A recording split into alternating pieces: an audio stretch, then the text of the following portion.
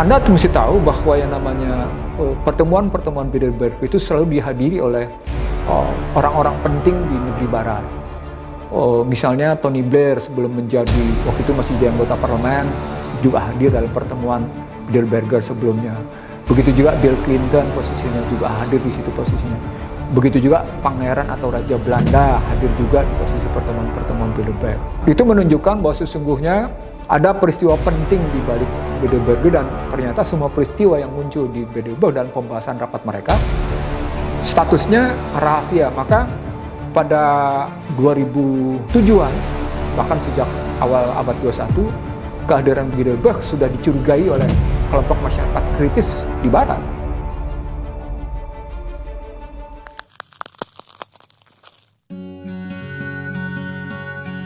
Assalamualaikum sahabat, bagaimana keadaan kalian hari ini?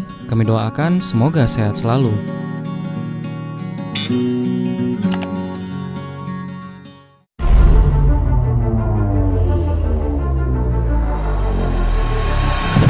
Di Bilderberg itu pada tahun 66, setelah tepatnya Marshall Plan berjalan, jangan lupa Marshall Plan adalah dalam rangka mengglobalisasikan dolar dan mengglobalisasikan sistem industri serta sistem pemikiran pembangunan barat.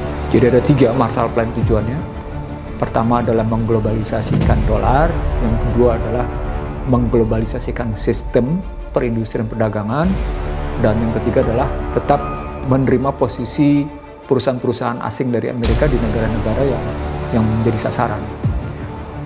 Nah, karena itu dibutuhkan satu kekuatan militer baru dalam rangka menjaga apa yang disebut dengan perdamaian dan stabilitas. Istilah mereka bagus sekali, peace and stability.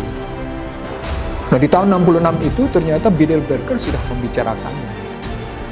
Bagaimana posisi NATO sebagai tentara dari militer dari kekuatan Atlantik yang sesungguhnya berintikan adalah Amerika.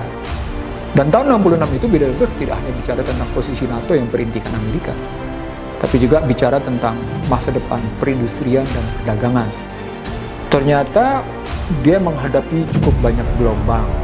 Itu muncul dari negara-negara berkembang yang baru merdeka di PBB.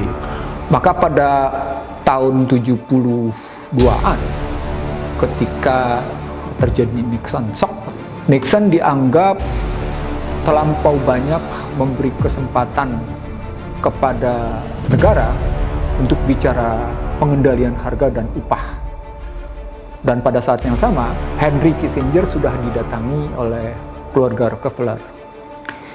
Henry Kissinger diajak bicara tentang membentuk satu badan yang mengimbangi kekuatan PBB agar pengendalian negara-negara dunia cukup lebih efektif.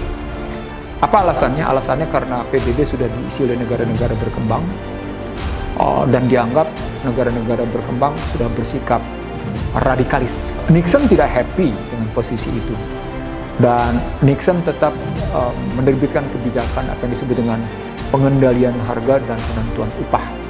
Sikap Nixon tidak disukai, dan Anda bayangkan kekuatan ini bisa menjatuhkan Presiden Amerika. Orang taunya Nixon jatuh karena Washington Gate atau skandal Washington. Di satu sisi benar, memang ada skandal Washington, tetapi posisi sesungguhnya juga karena Nixon dianggap berseberangan dengan kelompok Bilderberg yang tidak setuju pada kebijakan Nixon saat itu.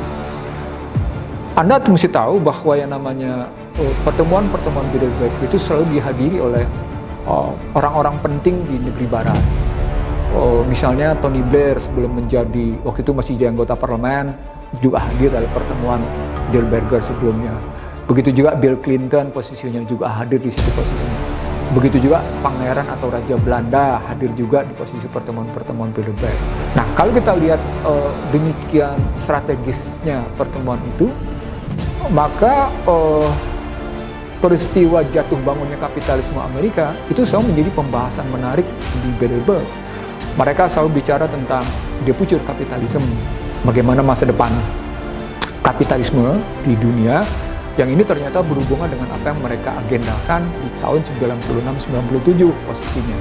Kita mundur lagi ke belakang, ketika katakan Bill Clinton yang jadi presiden, Amerika, Bill Clinton pun pernah hadir dalam pertemuan di Bilderberg. Itu menunjukkan bahwa sesungguhnya ada peristiwa penting di balik Bilderberg, dan ternyata semua peristiwa yang muncul di Bilderberg dalam pembahasan rapat mereka statusnya rahasia. Maka pada 2007-an, bahkan sejak awal abad 21, kehadiran Bilderberg sudah dicurigai oleh kelompok masyarakat kritis di Barat.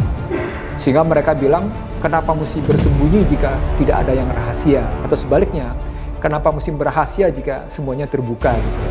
Nah, tokoh-tokohnya nampak nanti dalam tayangan kita akan kelihatan siapa-siapa tokohnya. Dan pada 96-97 itu ada pembahasan menarik di Atlanta, Georgia.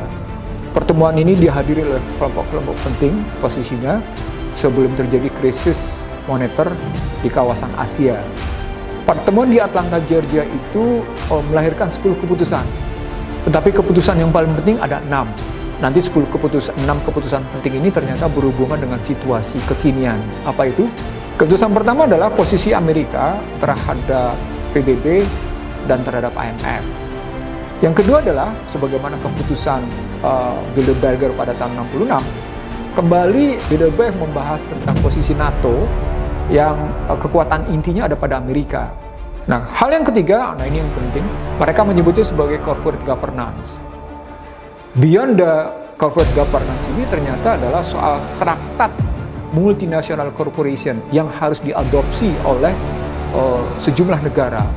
Mereka ingin mengatakan bahwa corporate governance ini sesungguhnya menerapkan apa yang mereka sebut sebagai single global order, satu peraturan global, satu peraturan tunggal yang global gitu ya. Dan kalau begini kan berarti ada kekuatan korporasi yang mendunia. Dan ini ternyata kalau kita mundur ke belakang, memang Bilderberg itu para pelobis yang datang dari berbagai kalangan, baik dari korporasi, pemerintahan, politisi, dunia perguruan tinggi, wartawan, kalangan profesional, dan orang-orang penting lainnya, dan selalu dijaga oleh kekuatan intelligence, selalu diamankan oleh CIA dalam pertemuan mereka gitu posisinya. Dan wartawan tidak mudah untuk melakukan peliputan karena memang dilarang. Hanya pernah sekali Washington Post melakukan pemberitaan secara terbuka, tetapi itu tidak pernah lagi terjadi. Kenapa? Karena sesungguhnya seperti yang ditulis oleh Daniel Estulin dalam Bilderberg itu, buku yang diterbitkan Daniel Estulin pada 2007, menyebut sesungguhnya di sana adalah soal kebusukan, manipulasi, dan keserakahan segelintir orang di dunia yang ingin membuat satu pusat pemerintahan global berpusat di Washington.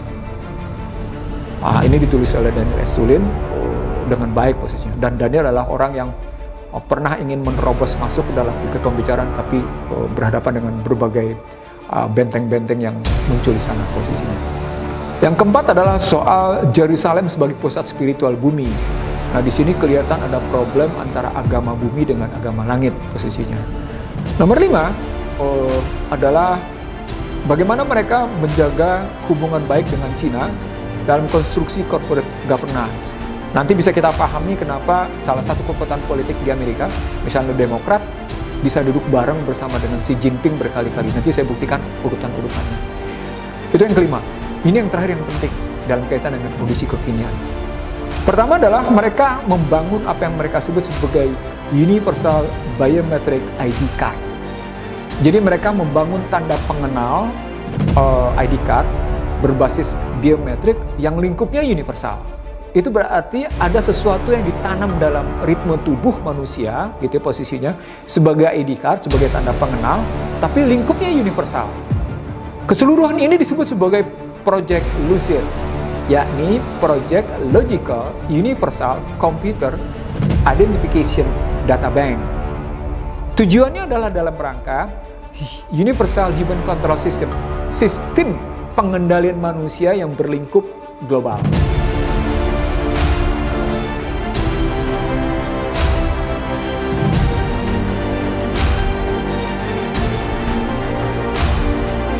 Masih banyak topik yang akan kita bahas. Silakan subscribe channel kami agar kita bisa lebih dekat dan bersama membahas berbagai topik menarik lainnya. Like bila Anda suka dan unlike saja bila Anda tidak suka dengan video seperti ini. Terima kasih telah menonton dan sampai jumpa.